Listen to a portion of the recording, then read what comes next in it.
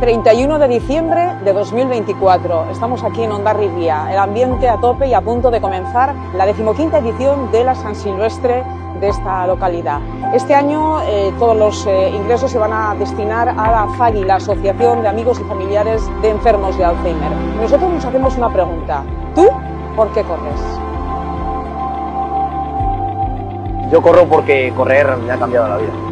Porque me da energía. Porque me motiva.